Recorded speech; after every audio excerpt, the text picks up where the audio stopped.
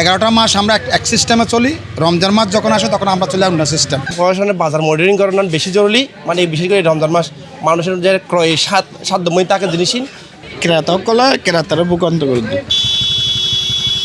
এক মিক্কা চলের রমজান মাস আর এই সময়তে চট্টগ্রামের শহর কিংবা উপজেলার বিভিন্ন বাজারত বাড়ি গিয়ে মাছ মুরগির দাম, এছাড়াও শশালিভূত আদ্দিন নফারের নিম্ন আয়ের মানুষ হলে। ফটিকছড়ি উপজেলার আজাদি বাজার ও নানুপুর বাজারত ফেব্রুয়ারি 21 তারিখ সকালে মাছ মুরগি শশালি বিষয় নিত্য প্রয়োজনীয় পণ্যের দাম লয় ক্রেতা ও বিক্রেতাদের মধ্যে নানারিলের মধ্যে হাগি।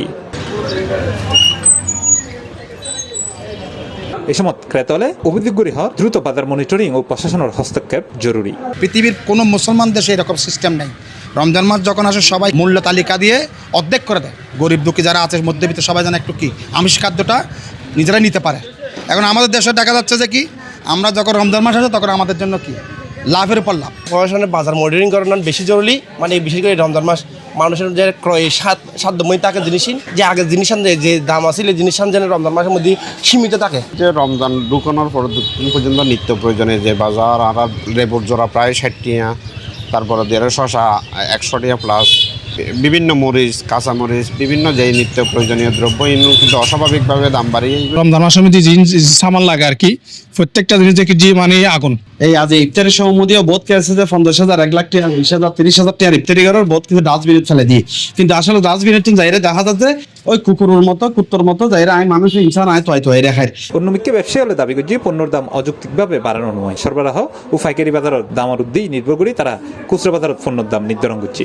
প্রথম পক্ষ যে ক্রেতার দোষ মানে এটা তেলাই বুঝে উগ্র তো 500 কিনিয়ে নারগো আর দাম বাড়ি যাবে যে তো মার্কেট শর্ট ফরিকচর লাইবে যে মাল 10,000 ইতারা 20,000 চাহিদা তো দাম বাড়িদার গুড়। যার বাজার একটু গরম ছিল, মুরগি একটু শর্ট ছিল, মুরগি অনেক নষ্ট হয়েছে তো বাজার ফার্মে কারণে মুরগি রেট বেড়ে গেছিল। এতদিন আসল যে 95-200 দাম বাড়ে আবার কমবে 5-10 কারণ মানে উরোদ্দন হাড়ে বাড়ে লিয়ারিকে অনন্য ফাড়া দেরিকে নসরে নোয়ানের। এ বিষয়ে আজাদি বাজার ব্যবসায়ী সমিতির সভাপতি মোহাম্মদ বাবুল হই এরা আমাদের আজাদি বাজারে এরা মূল্য বৃদ্ধি করে নাই এবং এর সাথে সাথে আমরা দেখেছি অন্য দেশের বাইরে রমজান উপলক্ষে নিত্য প্রয়োজনীয় জিনিসপত্র ছাড় দিয়ে মূল্য ছাড় দিয়ে বিক্রি করা হয়।